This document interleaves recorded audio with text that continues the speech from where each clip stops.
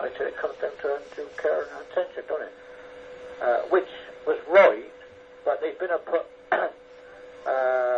another word into it now, and I can't think of it. I'm going to have to buy myself a new highway code.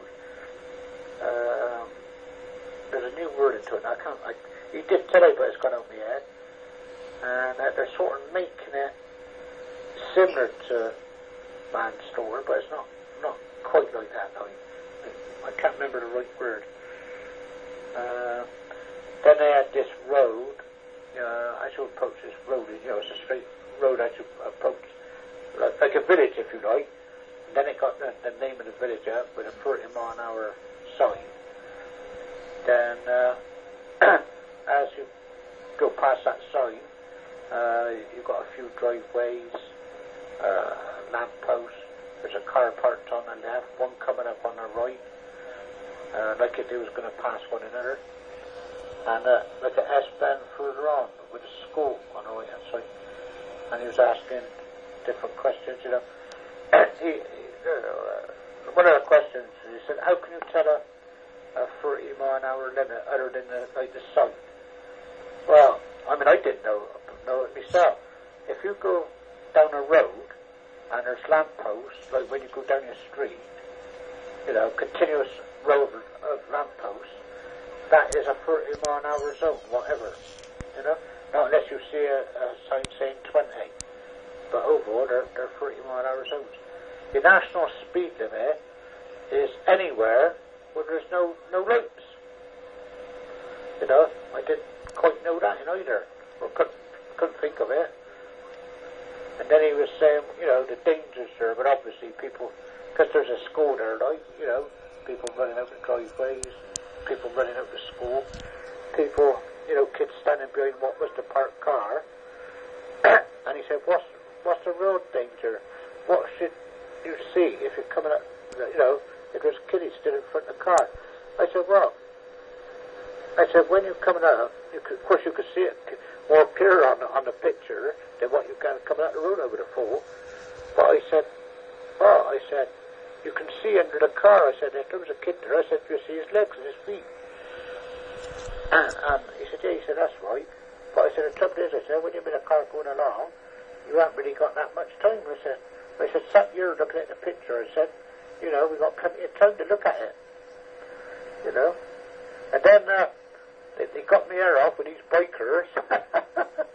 He was, somebody said they drove a bike as well down there, and they said to him, well, how much do you want a car to pull over? He said, to give you room. He said, well, at least a door width, right, so he won't knock me off. I said, yeah, it's all right, you saying that, I said.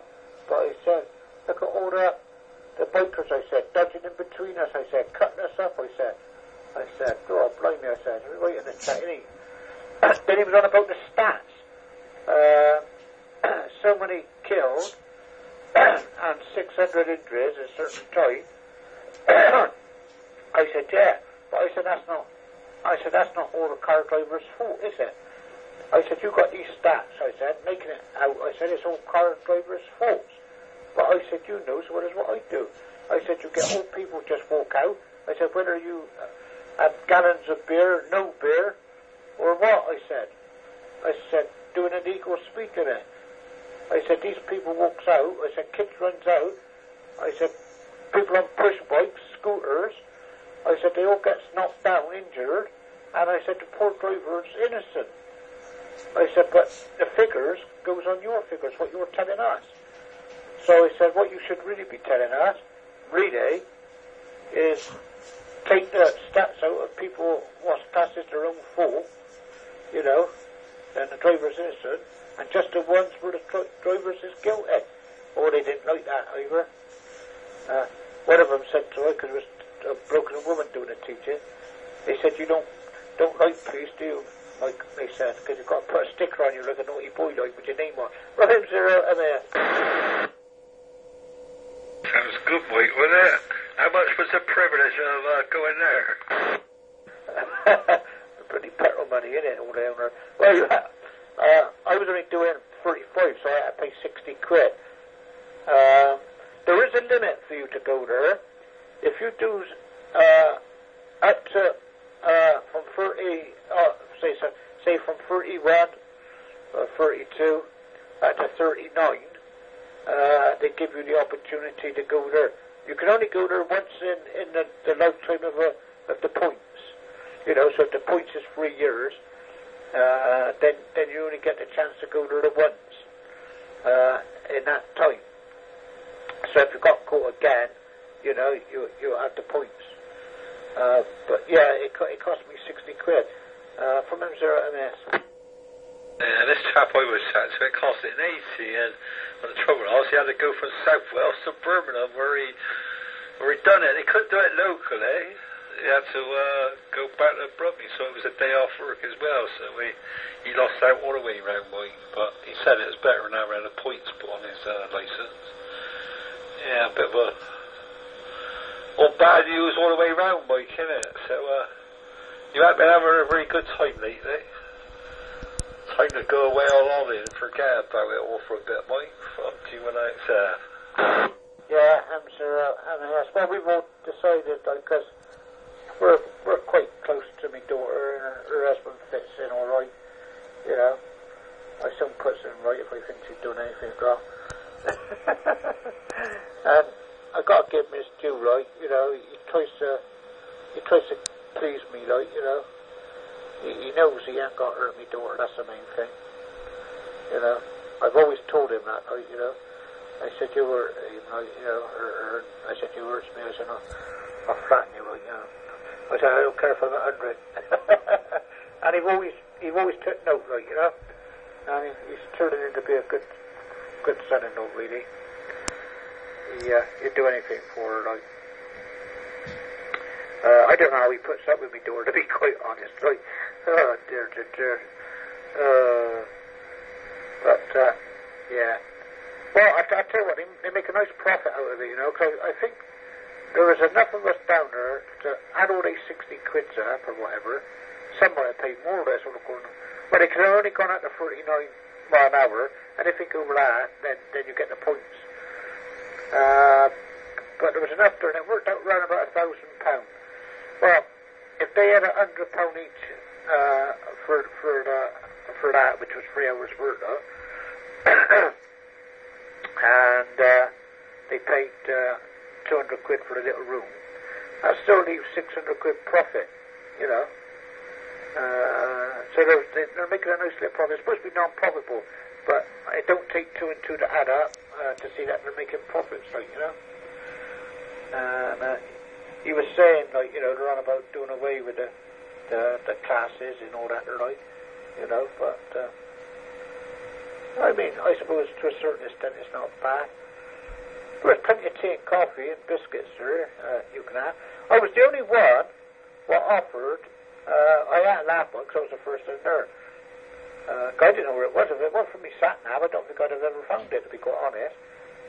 Because it was in a sort of out in a sticks of cakes, like, you know. And I said, how much do you want? You've got a tin or something, so I can put some money in for this. And she said, what are you talking about? She said, you've already paid 60 quid. She said, so what do you want to be paying for a cup of tea for? I thought, well, if that's the case, I better have a couple from M0MS. Yeah, okay, Mike. Wondering if they'll give you a sticker to put on your car, innit? I've been caught and paid some money. Really? I was wondering if there was something like that. Never mind. Well, let's hope things go alright for you in the future, Mike. Like I said, I'll try and stick this film on if Brian's about tomorrow, but I can't guarantee it's going to play, but it's in the machine ready to go. And, so if he's about tomorrow, I'll try and make sure I'm here, and we'll try and play it. This long meet, it was when Chris and Ken made, I think it was 84 or 86, so it's not far too short on the side of movie days, really. With all beta days, and then they've been transferred to VHS. So we'll give it a go tomorrow. Should be a laugh, if nothing else, really. What Longleat was like in the old days. It was the real old days when you used to have the aerial erecting competition and things like that. Ted Halliday's days there, G3 Boys. That's when he was in charge of the chairman of the local RSGB. Right, mate, I think it's time to go. Been nice chatting to you. Sorry I haven't been about, but like I said, Sunday was a dodgy day for us with the electric on and off like a yo-yo, and the power station blew up. So I wasn't going to risk my radios with the electric going on and off, so went off without a bang, so Viv told me, but I never heard it, being honest. I just heard it when she broke me up and said we got no electric. But that was like the transformer blew up next door. So I'll say good night, mate, and maybe catch you tomorrow from G1XM.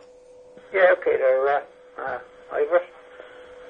Just for curiosity, Ivor, it was very